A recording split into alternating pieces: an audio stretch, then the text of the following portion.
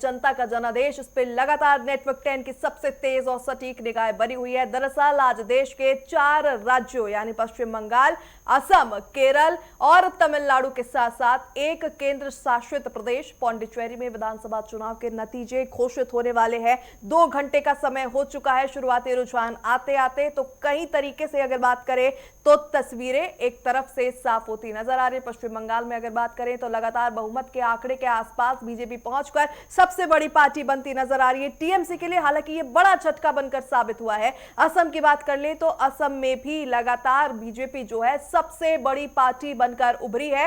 कांग्रेस हालांकि बेहतर प्रदर्शन नहीं कर पाई है, लेकिन फिर भी गौरव गोगोई की ओर से मीडिया के सामने आकर कहा गया कि निश्चिंत आप जो है चिंता छोड़ दीजिए, कांग्रेस जो है पश्चिम बंगाल के साथ साथ तमाम राज्यों में बेहतर प्रदर्शन करेगी और असम में कांग्रेस के नेतृत्व में जनता का जनादेश जो है वो आता नजर आएगा। ऐसे में अगर दक्षिण भारत की बात कर ले तो पौंडीचेरी में भी बीजेपी का कमल खिलता नजर आ रहा है। हालांकि वहां पर जो है धीरे धीरे चुनावी रुझान सामने आ रहे हैं, लेकिन फिर भी जितने भी अभी फिलहाल रुझान शुरुआती दौर पर सामने आए हैं उसमें बीजेपी जो है वो आगे बढ़ती नजर आ रही है। तमिलनाडु में जो है इस बार किस्सा पलटा जरूर नजर आया है, क्योंकि डीएमके के लिए ये अच्छी खबर नहीं है। डीएमके शुरुआती रुझान में जो 2 घंटे के शुरुआती रुझान आए हैं शुरुआती तौर पर, उनमें तीसरे नंबर की पार्टी बनी है। इसमें सबसे बड़ा फायदा अगर तमिलनाडु के विधानसभा चुनाव में किसी को हुआ है तो वो है एक्टर विजय की टीवीके पार्टी को, जो लगभग 90+ के आंकड़े को पार कर चुके हैं। वहीं बीजेपी का जो समर्थित गठबंधन है यानी एआईएडीएमके, वो भी बेहतर प्रदर्शन कर रहा है।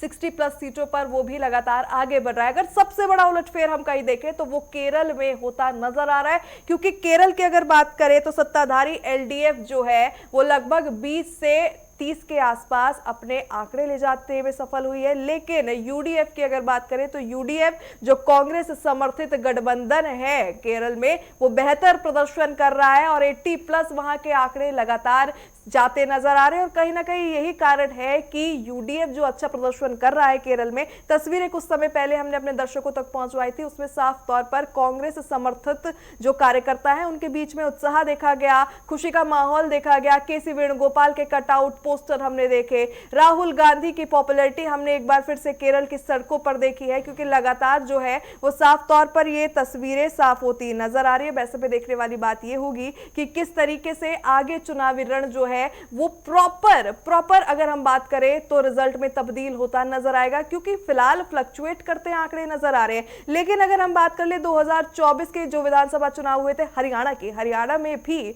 मामला फ्लक्चुएट हुआ था, क्योंकि शुरुआती रुझान में जो है वो कांग्रेस को बढ़त मिली थी और बीजेपी हार की कगार पर बैठी थी। लेकिन 2 से 3 घंटों के बीच में समीकरण पलटे थे हरियाणा विधानसभा चुनाव 2024 में, और उसके बाद बीजेपी ने तेजी से रफ्तार पकड़ी और सत्ता में रिकॉर्ड तीसरी बार वो काबिज हुई।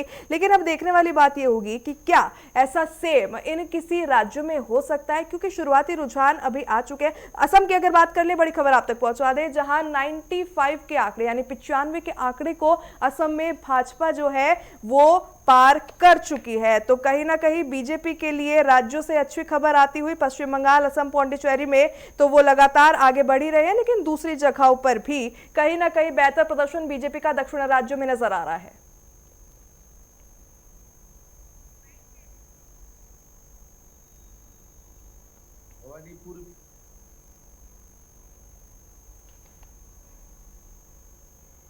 भवानीपुर में तो इनिशियली तो टक्कर रहेगा। ये जो पहले राउंड हुआ है इसमें 14 जो बूथ है, 6 मुस्लिम प्रॉन बूथ है, उसमें भी वो लोग जो 90-95% मुस्लिम वोट को पिछले बार मिलता था इस बार नहीं मिला, क्रैक है। और जो 8 हिंदू बूथ है उसमें मेरा लीड है। ये भवानीपुर का मैं 9-10 राउंड से आप देख लेना, ये 77 वार्ड आ जाएगा, उसमें ममता बनर्जी का काफी लीड होगा। 3, 4, 5 राउंड, 6 राउंड तक उसको मैं मेकअप कर दूंगा। वो उसका 10 राउंड का बाद उनका बहुत खड़ा होना मुश्किल हो जाएगा। मिलके देखिए, पूरा जो ट्रेंड है एंटी इनकम्बेंसी साथ साथ हिंदू पोलराइजेशन इनिशियली हम लोग देख लिया। मेरा जो इंटरनल कैलकुलेशन था 1100 वोट में लीड होना था, उसमें मैं 3 गुना लीड में चल रहा हूँ। मुस्लिम वोट बाइफरकेशन हुआ है, बाइफरकेशन हुआ है, खास करके मालदा, मुर्शिदाबाद, उत्तर दिनाजपुर में बाइफरकेशन हुआ है। और जो साउथ बंगाल और कोच बिहार जो मुस्लिम ज्यादा टीएमसी को दे रहा है इनिशियली, लेकिन जिस तरीके से 90-95% हुआ था उनका 21 में 24 में, उस तरीके से कंसोलिडेशन नहीं है, क्रैक है। भवानीपुर में तो इनिशियली तो टक्कर रहेगा। ये जो पहले राउंड हुआ है इसमें 14 जो बूथ है 6 मुस्लिम प्रॉन बूथ है, उसमें भी वो लोग जो 90-95% मुस्लिम वोट को पिछले बार मिलता था इस बार नहीं मिला, क्रैक है। और जो 8 हिंदू बूथ है तो शुभेंदु अधिकारी को आपने सुना किस तरीके से उन्होंने बताया कि नंदीग्राम से मैंने 1000 से 1100 वोटों की बढ़त के साथ बात अपनी सामने रखी थी, लेकिन 3 गुना यानी 3000 प्लस का वो आंकड़ा। हालांकि कुछ समय पहले शुभेंदु की ये बाइट आई थी, अभी आंकड़े फ्लक्चुएट हो रहे हैं, लेकिन लगातार नंदीग्राम से शुभेंदु ने जो है वो भारी बढ़त बनाई हुई है। भवानीपुर की अगर बात करें तो भवानीपुर में भी शुभेंदु अधिकारी लगातार आगे चल रहे थे, लेकिन फिलहाल अगर बात कर लेते हैं तो फिलहाल जो है वो ममता बनर्जी ने शुभेंदु को पीछे छोड़ दिया है, आगे वो बढ़ती नजर आ रही है। तो देखने वाली बात ये होगी, क्योंकि 2 घंटे के शुरुआती रुझान सामने आ रहे हैं, इसमें लगातार बीजेपी जो है 150 के आंकड़े को पार कर चुकी है। बड़ी खबर, पश्चिम बंगाल में मतगणना पर यूपी के डिप्टी सीएम केशव प्रसाद मौर्य का बड़ा बयान। उन्होंने कहा आज पूरे देश में भारत माता की जय के नारे गूंज रहे हैं, वंदे मातरम और जय श्री राम के जय घोष गूंजेंगे। इस दौरान राष्ट्रहित सर्वोपरि है, केशव प्रसाद मौर्य का यह बड़ा बयान। उन्होंने कहा तुष्टीकरण घुसपैठ की राजनीति करने वाले बेचैन हो गए हैं, जनता विकास, सुरक्षा और आत्मगौरव के साथ खड़ी हुई है। जय बीजेपी, तय बीजेपी। तो केशव प्रसाद मौर्य ने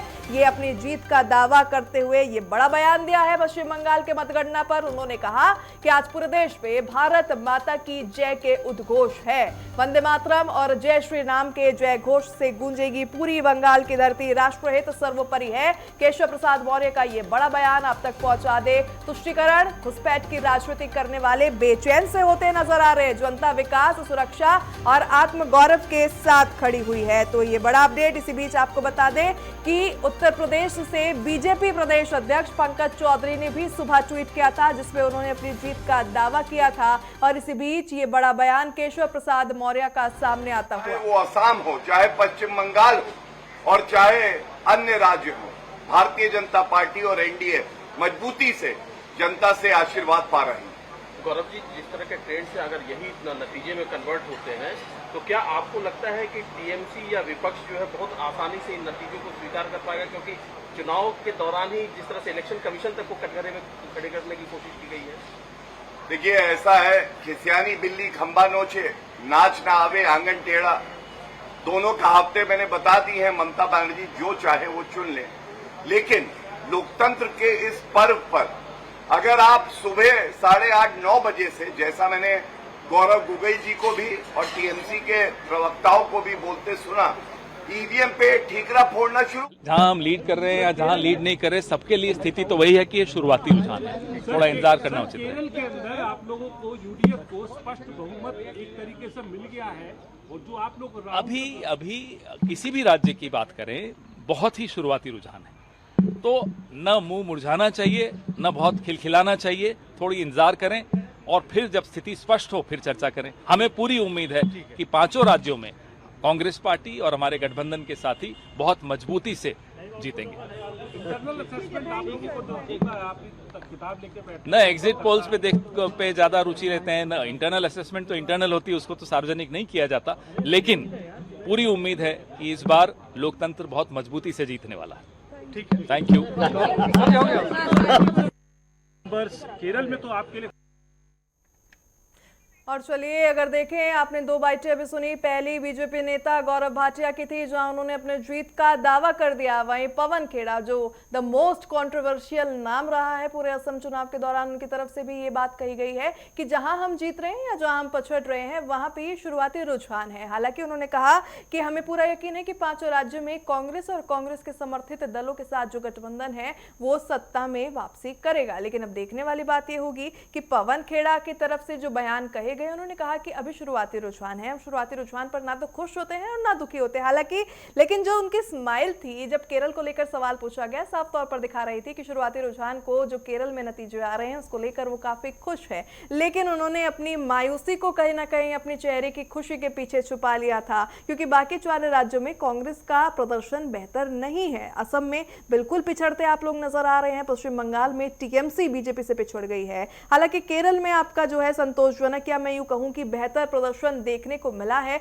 लगातार वहां पर आप बेहतर प्रदर्शन कर रहे हैं। तमिलनाडु में आपका सहयोगी दल जो है टीएमके के साथ, वो बिल्कुल अच्छा प्रदर्शन नहीं कर रहा है। पौंडीचेरी में आप लोग पिछड़ते नजर आ रहे हैं। तो शुरुआती रुझान के नाम पर एक तरीके से अगर बात करें तो पल्ला झाड़ते पवन खेड़ा सामने आए हैं। हालांकि खुश वो नजर आए हैं अगर केरल की बात करें तो, लेकिन उन्होंने कहा कि ये शुरुआती रुझान है, शुरुआती रुझान पर कोई भी टिप्पणी देना बिल्कुल सही नहीं है। लेकिन उन्होंने 5 राज्यों में अपने जीत का दावा जो है वो ठोका है। हालांकि अगर अभी ट्रेंड्स की हम बात करें तो असम में 92 सीटों पर 92 सीट्स पर लगातार एक तरफा मुकाबला देखा जा रहा है। बीजेपी आगे बढ़ती हुई नजर आ रही है। 28 सीटों पर कांग्रेस प्लस जो है वो बढ़त बनाए हुए हैं। अन्य के खाते में 1 सीट भी गई है। तमिलनाडु में एक्टर विजय की पार्टी टीवीके ने शतक जो है वो लगा लिया है, 101 सीटों पर आगे चल रही है। वहीं AIADMK प्लस का जो गठबंधन है, यानी बीजेपी समर्थित जो गठबंधन है, वो 73 सीट्स पर आगे बढ़ रहा है, 73 सीटों पर बढ़त बनाए हुए। डीएमके के लिए काफी निराशाजनक प्रदर्शन रहा है। हालांकि मुख्यमंत्री MK स्टालिन भी अपने क्षेत्र से यानी जो है पीछे पिछड़ते नजर आए थे। उदयनिधि स्टालिन चपुक से जो है पीछे थे। हालांकि कोयम्बटूर की बात करें तो एक्टर विजय वहां से लगातार बढ़त बनाए हुए हैं। केरलम में अगर बात करें तो UDF यानी जो कांग्रेस समर्थित गठबंधन है वो बेहतर प्रदर्शन कर रहा है। 86 सीटों पर आगे बढ़त बनाए हुए हैं। 50 का आंकड़ा, हाफ सेंचुरी LDF ने भी लगा ली है। लेकिन LDF जो है वो कहीं ना कहीं संतोष नहीं होगा अपने प्रदर्शन से, क्योंकि केरल में हालांकि ये ट्रेंड भी रहा है कि केरल में सत्ता की चाबी जनता एक किसी को सौंपती नहीं है। हर बार हर 5 साल में वो सियासी रोटी तवे से पलटी जरूर जाती है। और इसी बीच चलिए एक बड़ी जानकारी आप सभी तक पहुंचा दे। पश्चिम बंगाल से भवानीपुर से ममता बनर्जी आगे बढ़त बनाती नजर आ रही है। ममता बनर्जी तकरीबन 2000 मतों से आगे निकल चुकी है शुभेंदु अधिकारी के कंपैरिजन में। बीजेपी के शुभेंदु अधिकारी 2000 मतों से ममता बनर्जी से पीछे है। भवानीपुर से बड़ी जानकारी, मोस्ट हाई प्रोफाइल सीट पश्चिम बंगाल विधानसभा चुनाव में भवानीपुर की, कोलकाता से ये सीट आती है जहां शुभेंदु अधिकारी पिछड़ते नजर आ रहे हैं। तो बड़ी जानकारी आप तक पहुंचाई थी, जहां ममता बनर्जी जो है वो बढ़त बनाती नजर आई। हालांकि नंदीग्राम में अभी भी 3000 प्लस वोटों से शुभेंदु अधिकारी ही बढ़त बना रहे हैं। लेकिन लोगों की नजर अगर बात करें तो भवानीपुर सीट पे है। ऐसे में भवानीपुर सीट का अगर समीकरण अभी देखा जाए तो वहां पर 30 से 40% मतदाता ऐसे हैं जो बाहरी राज्यों से आकर वहां पर बसे हैं।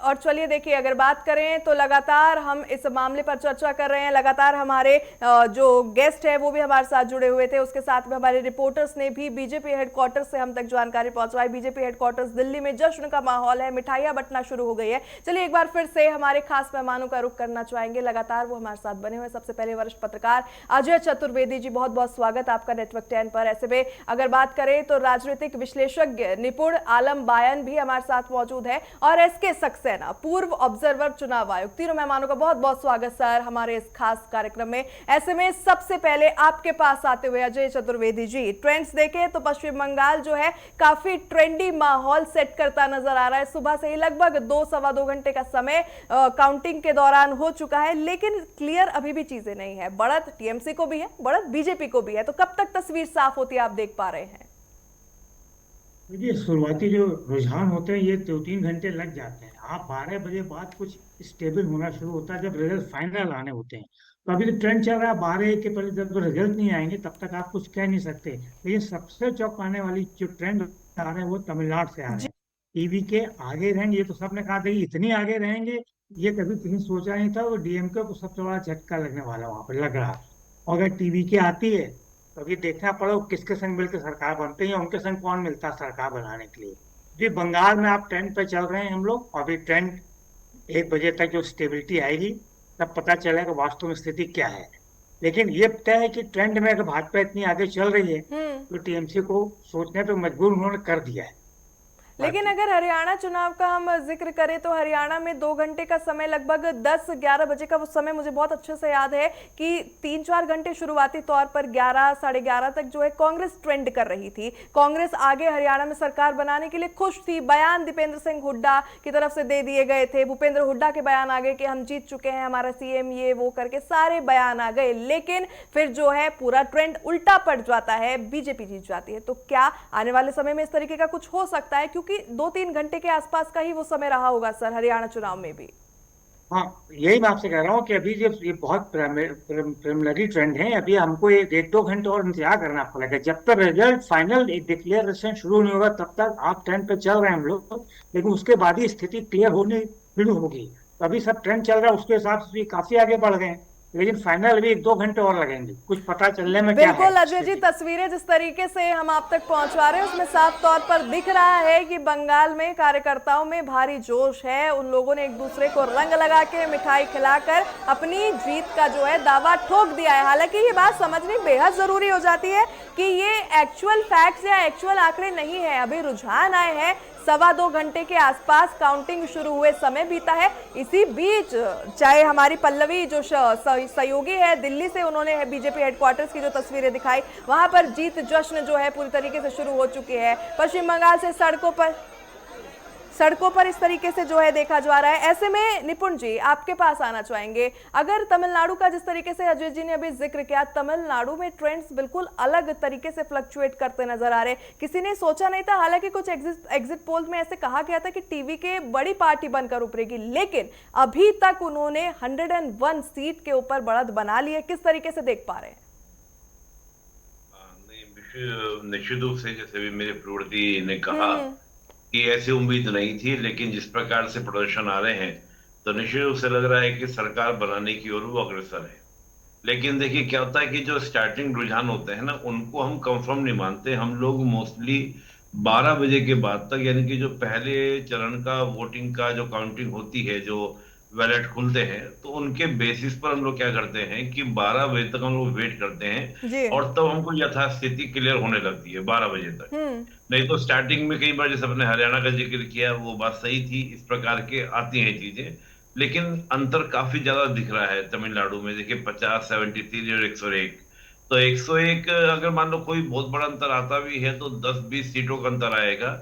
इसका मतलब यही है कि जो टीवी के है वो एक अच्छा प्रदर्शन करके गई है और मुझे लगता है कि सरकार बनाने में उसकी बड़ी भूमिका होने वाली है। अच्छा, ऐसे में बीजेपी समर्थित जो गठबंधन है तमिलनाडु में, AIADMK, उसके प्रदर्शन की भी बात करें, 67 सीट्स जो है 2021 में उन्होंने जीती थी, लेकिन हाल फिलहाल जो है 73 सीट्स पर वो बढ़त बनाए हुए हैं। तो ऐसे में क्या मानकर चले, उनका वोटिंग परसेंटेज बढ़ा है या फिर जो DMK को घाटा हुआ है उसका फायदा बीजेपी समर्थन को मिला है? नहीं, देखिए ये तो सिंपल सी बात है कि जो उनका वोटिंग परसेंटेज गिरा है उसी का फायदा बेनिफिट मिला है, ये तो फैक्ट है। क्योंकि जिस प्रकार से सीटें दिख रही हैं तो जाहिर सी बात है कि वोटिंग परसेंटेज उधर ट्रांसफर हुआ है।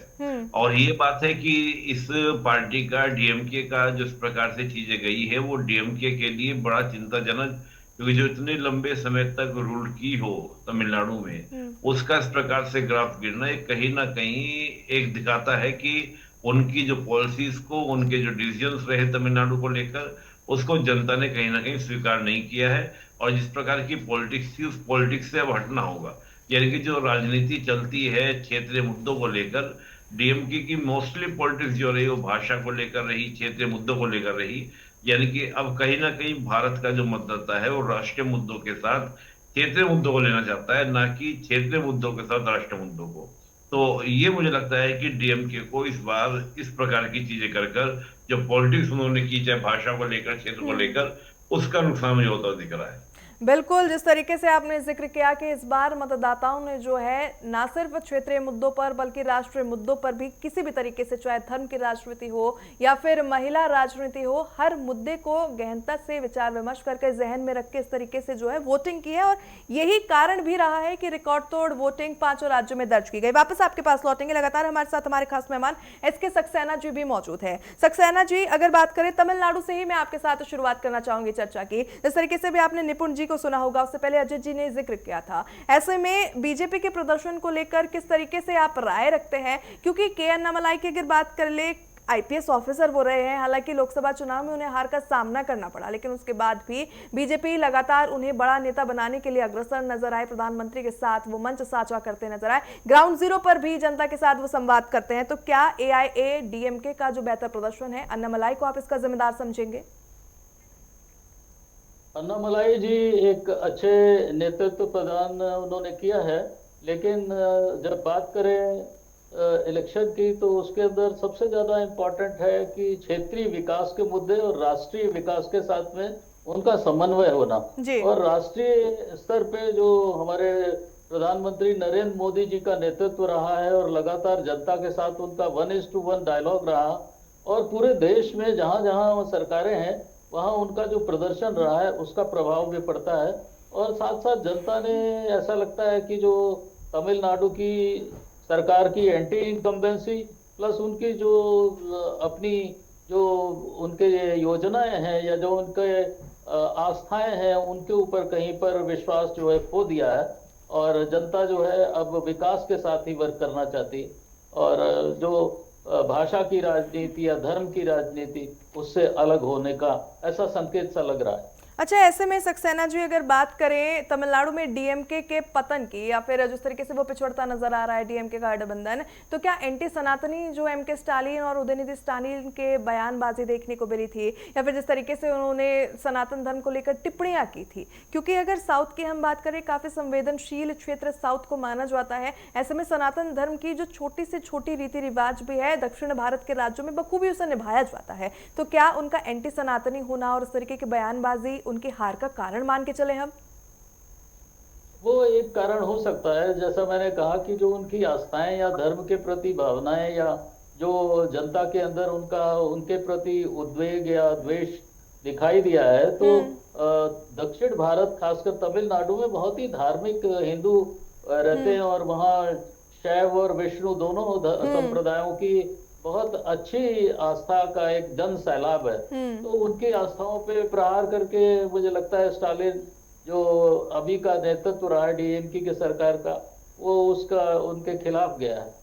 बिल्कुल, कई ऐसे कारण हैं जिससे कहीं ना कहीं डीएमके तमिलनाडु में पिछड़ते नजर आ रही है, और उनका सनातन धर्म को लेकर बयानबाजी और उनका रुख इसके अंदर मुख्य कारण माना जा रहा है। वापस आपके पास लौटेंगे सक्सेना जी। अजय जी, आपका रुख करते हुए अगर अभी हाल फिलहाल हम बात करें तो बीजेपी की तरफ से भी प्रतिक्रिया सामने आई है और कांग्रेस की तरफ से भी आई है। बीजेपी के साथ शुरुआत करना चाहूंगी। बीजेपी में अगर उत्तर प्रदेश की अकेली बात कर ले तो केशव प्रसाद मौर्य का भी ट्वीट सामने आया, बयान सामने आया। बीजेपी के जो प्रदेश अध्यक्ष है पंकज चौधरी उत्तर प्रदेश के, उन्होंने भी कहा है कि कमल खिलेगा और नया इतिहास गढ़ने जा रहा है। तो शुरुआती रुझान को ही क्या उन्होंने जनता का अंतिम फैसला मान लिया है, और क्या पश्चिम बंगाल में वाकई में ही चुनाव जो है वो बीजेपी के पक्ष में जाएगा? देखिए, बीजेपी तो रिजल्ट आने के पहले से ही बहुत आक्रामक है बंगाल में, और वो ये मान चल रही कि हम आपकी सत्ता में आ रहे हैं, इसलिए वो उसी तरह से बोल रहे हैं। आज से नहीं, वो चुनाव शुरू होने पहले से बोल रहे हैं जी। तो अभी जो उन्होंने शुरुआती रुझान में जो बयान दिए हैं उत्तर प्रदेश के नेताओं ने, ये उनके कॉन्फिडेंस को दिखाता है, या ओवर कॉन्फिडेंस भी कह सकते हैं। लेकिन जैसा कि हम लोग ये मान रहे हैं कि अभी पिक्चर क्लियर नहीं है, पिक्चर क्लियर होगी 2 बजे के बाद, तब तक हम अभी कुछ कह नहीं सकते हैं। लेकिन बयान देने में क्या दिक्कत है? बयान कोई भी दे सकता है। अब उनको लग रहा है कि हम आगे, लेकिन उनकी बॉडी कॉन्फिडेंस अगर देखा जाए, बॉडी लैंग्वेज काफी कॉन्फिडेंट है। शुभेंदु अधिकारी को भी अभी मैंने 2 बार सुना, वो साफ तौर पर कह रहे कि मैंने तो उम्मीद जो है बढ़त के 1100 वोटों के आसपास के लगाई थी, लेकिन 3 गुना के साथ मैं नंदीग्राम में आगे बढ़त बनाया हुआ हूँ। मैं वही कह रहा हूँ आपसे कि बीजेपी बहुत कॉन्फिडेंट है इस बार, और वो इसी हिसाब से बोल भी रहे हैं वो लोग। उनकी तैयारी लगभग है पूरी कि हम अपनी सत्ता में आ रहे हैं। तो अब क्योंकि हम लोग भी ट्रेंड पे बात कर रहे हैं, ट्रेंड के हिसाब से तो बीजेपी आगे चल रही है, इसमें कोई 2 राय नहीं है। लेकिन जब तक फाइनल रिजल्ट नहीं आया, आप अभी कोई घोषणा या हम लोग निर्णय नहीं अपना बता सकते। तो उस हिसाब से बीजेपी के जो बयान आ रहे हैं एकदम सही आ रहे हैं।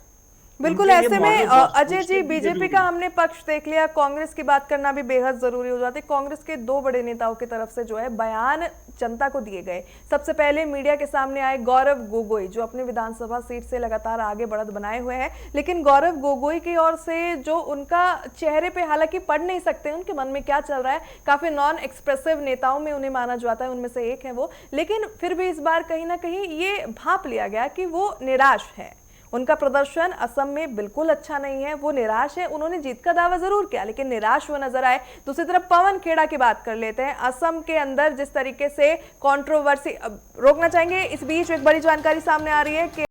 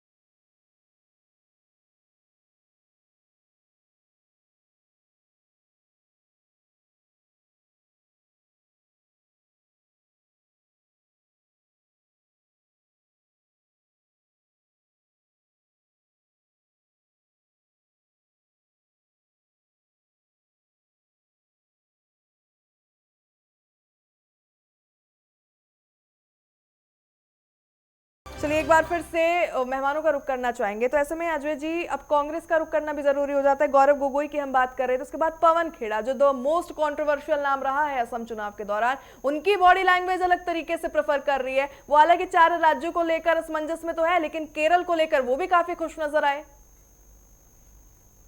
आप कांग्रेस के नेताओं को जहां तक बात कर रहे हैं, कांग्रेस के नेता चुनाव को पहले 5 राज्यों में सरकार बनाने की बात कर रहे थे। अब वो कह रहे हैं हम सभी राज्यों में मजबूती संग उभरेंगे। केरल की बात वो मान के चल रहे हैं हम जीत रहे हैं, उसके लिए खुश भी हैं, कोई बात नहीं है। आज बात यह है कि वो पार्टी जिसकी कई राज्यों में इकाइयां तक नहीं है, वो अगर ये पहले से कह रही है कि हम राज्य सरकार बना रहे हैं, तो ये एकदम स्पष्ट है कि वो कोई वो जमीनी हकीकत से एकदम बहुत दूर है। बंगाल में कांग्रेस आज से नहीं कई सालों से बाहर है, असम में भी कई सालों से बाहर हो गई, तो वो समझ नहीं पा रहा। पवन खेड़ा के बयान ने जो असम में बयान दिया बाद में, उसको लेके अगर मैं तो ये कहूंगा कि उससे पार्टी के विरोध में काफी कुछ माहौल बना, जिसको पार्टी भले ही ना अभी रियलाइज करे, बाद में करेगी। तो आप कांग्रेस के नेताओं के बयान तो आप वैसे बदलते रहे, अब वो मजबूती संग खड़े होने की बात कर रहे हैं, पहले वो जीत रहे थे। तो इसलिए ये बात गोगोई जानते थे। देखिए दोनों उनके, गोगोई पर बहुत बड़ा दाग लगा हुआ था, आरोप लगा हुआ था कि वो पाकिस्तान के लिए काम करते हैं, जिसको कांग्रेस बिल्कुल किसी भी बिल्कुल तरह अजय से जी, नहीं कर परिवारवाद जो है असम चुनाव में साफ तौर पर देखा गया, क्योंकि हिमंता बिस्वा शर्मा की पत्नी के ऊपर आरोप लगा, उसके बाद गौरव गोगोई के ऊपर हमलावर मुख्यमंत्री नजर आए। बने रहिए आप हमारे साथ, लगातार वापस आपके पास लौटेंगे। ऐसे में निपुण जी आपका रुख करना चाहेंगे, पवन खेड़ा के बयान को लेकर ही आपसे मैं कॉमेंट चाहूंगी, प्रतिक्रिया चाहूंगी। देखिए अगर बात करें कांग्रेस की, तो मात्र केरल एक ऐसा राज्य है 5 में से जहां पर कांग्रेस समर्थित जो गठबंधन है वो आगे बढ़त बनाता नजर आ रहा है। शुरुआती रुझान में उसे बहुमत भी मिल गए, 90+ सीट का आंकड़ा वो पार कर चुका है। तो ऐसे में पवन खेड़ा एक तरफ तो ये कह रहे हैं कि शुरुआती रुझान है, चाहे हम जीत रहे हैं या हार रहे हैं, शुरुआती रुझान है, इनके ऊपर अभी यकीन नहीं कर सकते। लेकिन जब केरल को लेकर सवाल पूछा गया, काफी कॉन्फिडेंट वो नजर आए, उन्होंने कहा हाँ हमारी सरकार बन रही है। तो जहां आप हार रहे हैं वहां शुरुआती रुझान, और जहां आप जीत रहे हैं वहां पर आप इसे पक्का दावा मान रहे हैं। ये तो कहना कि सभी नेताओं का यही तो होता है, और इसी को पॉलिटिक्स बोलते हैं। जहाँ कॉन्फिडेंट है, जहाँ लग रहा है वो रोकना चाहेंगे सर, आपको रोकना चाहेंगे।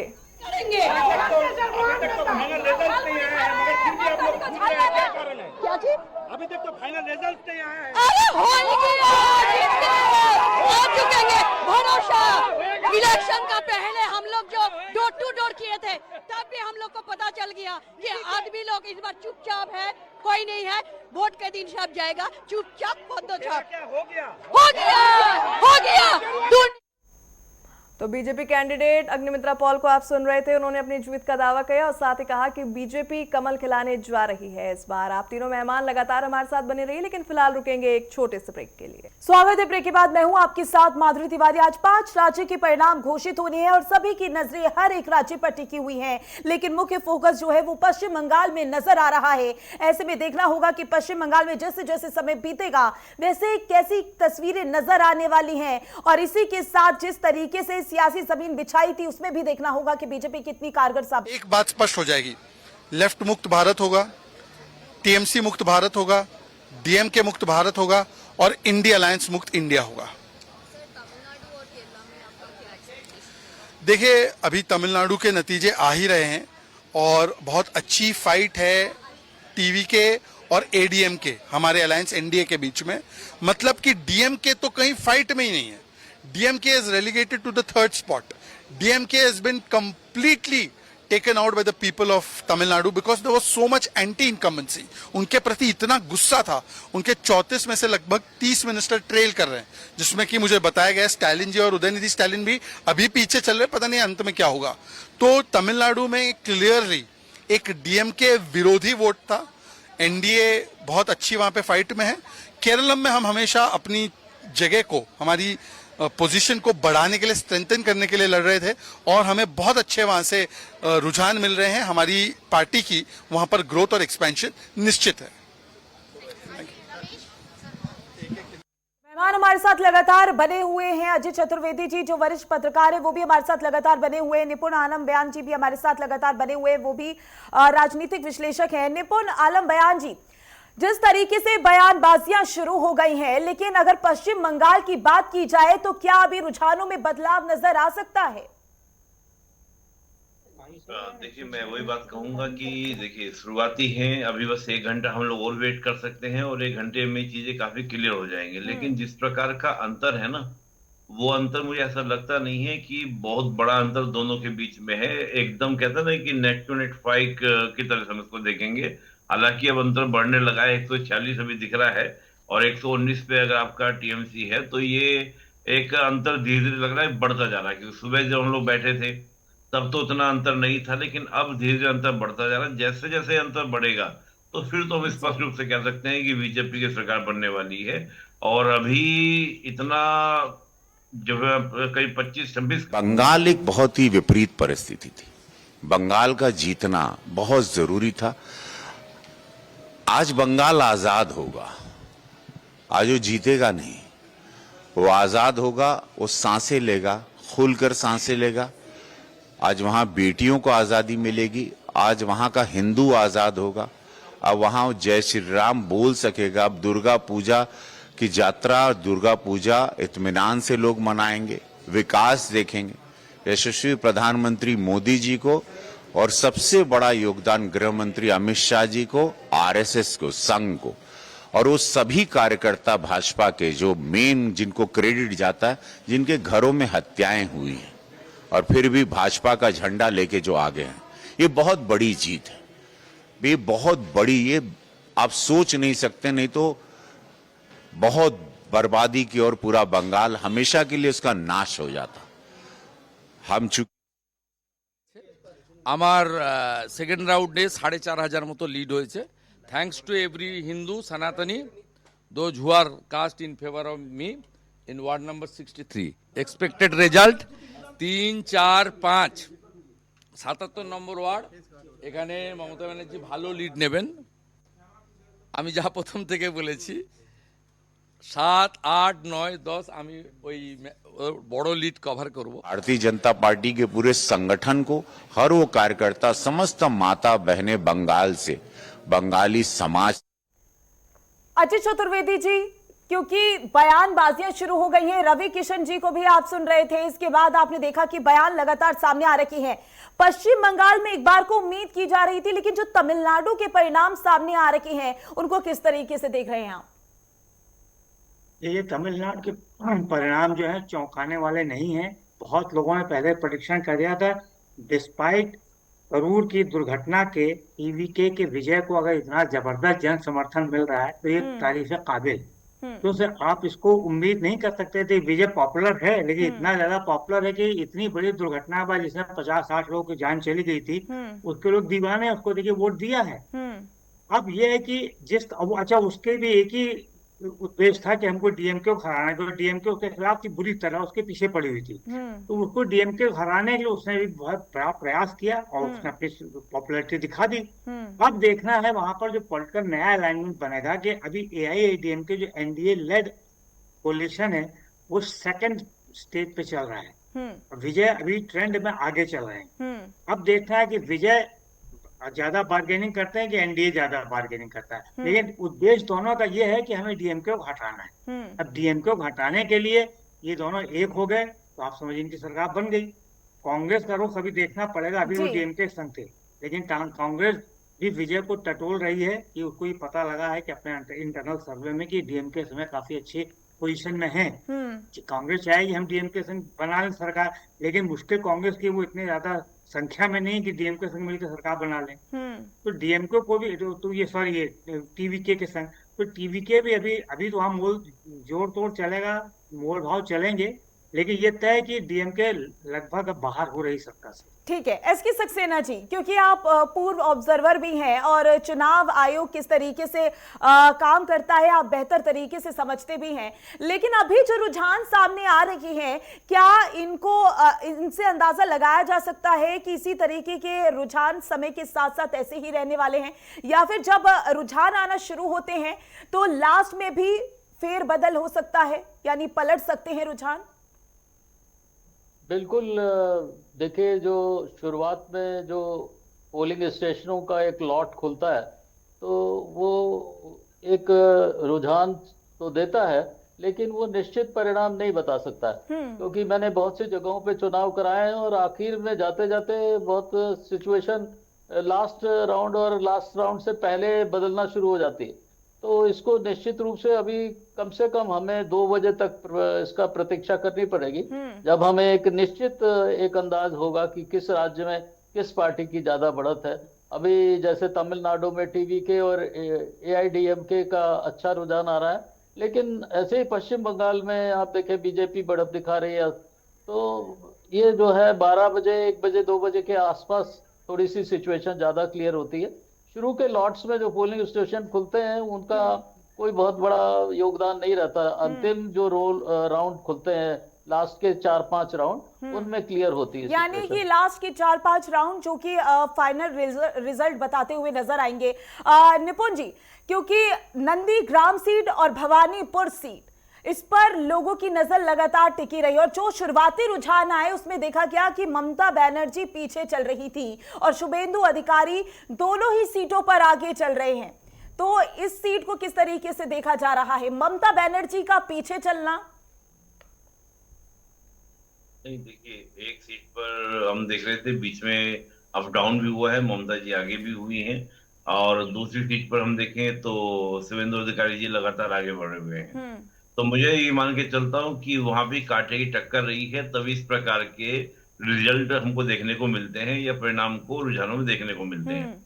एक्चुअली होता क्या है ना कि अलग अलग, जब भी मेरे पूर्ववर्ती बता रहे थे, पोलिंग बूथ पर भी क्या होता है कि अलग अलग कैंडिडेट का एक अलग दबदबा, एक अलग अलग रुझान होता है।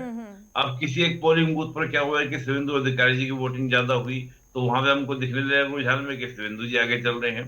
फिर दूसरा पोलिंग बूथ खुला तो वहां पर ममता बनर्जी की वोटिंग ज्यादा हो गई, तो वहां पे ये दिखने लगेगा।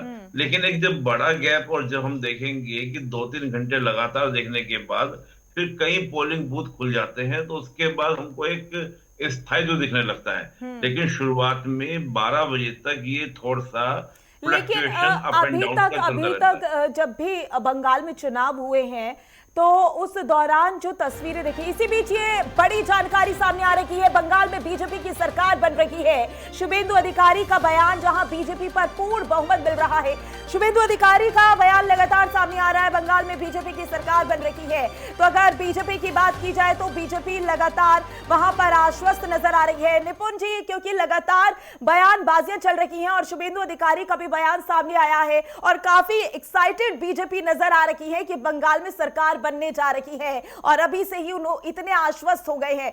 लेकिन इसके उलट एक और सवाल कि अभी तक बंगाल में जितने भी चुनाव हुए हैं, क्या शुरुआती रुझान इस तरीके के रहे हैं? नहीं, शुरुआती रुझान देखिए हमेशा आपको देखने को मिलेगा। टीएमसी का स्टार्टिंग से ही बढ़त आपको दिखने शुरू हो जाती थी। इस बार बीजेपी की स्टार्टिंग से ही बढ़त दिख रही है। पिछली बार भी जब हम लोग चुनाव कवर कर रहे थे तो मान के चल रहे थे कि बीजेपी काफी अच्छा प्रदर्शन करेगी, लेकिन 2/3 सीटें टीएमसी ले गई थी। बीजेपी को 1/3 सीटों पर संतोष करना पड़ा था, लेकिन हम लोग स्टार्टिंग मान रहे थे, लेकिन शुरुआत में ही टीएमसी ने लीड ले ली थी और टीएमसी लगातार आगे बढ़ रही थी। इस बार जिस प्रकार से मुझे लग रहा है कि संभवतः जिस प्रकार का कॉन्फिडेंस बीजेपी में है और जिस प्रकार से चुनाव हुए हैं इस बार, तो मैं मान के चल रहा हूं कि इस बार बीजेपी जो है पूर्ण बहुमत से सरकार बनाएगी और ये प्राथमिक रुझानों से भी क्लियर होने लगा है। ठीक है। अजय चतुर्वेदी जी, असम में तीसरी बार बीजेपी सरकार बना सकती है, तो इस बार असम में जिस तरीके से प्रदर्शन देखने को मिला बीजेपी की तरफ से, इसका श्रेय किसको जाना चाहिए? इसी बीच बड़ी जानकारी सामने आ रही है, बीजेपी मुख्यालय जाएंगे प्रधानमंत्री मोदी।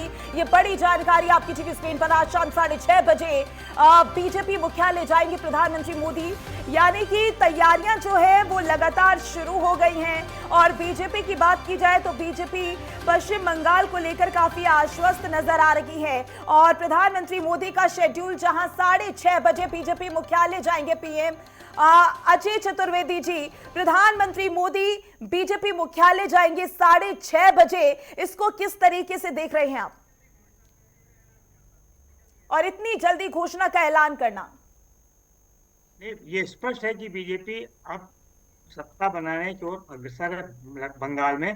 तो पीएम का प्रोग्राम तभी तय होता है जबकि ऊपर से ये संकेत मिल जाता है हाँ हम आ रहे हैं सत्ता में।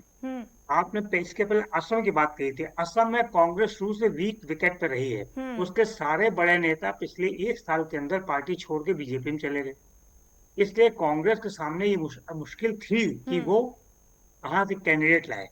1 महीने पहले उनके पूर्व अध्यक्ष छोड़ के चले गए जो अब जीत रहे हैं और जो इस समय वहां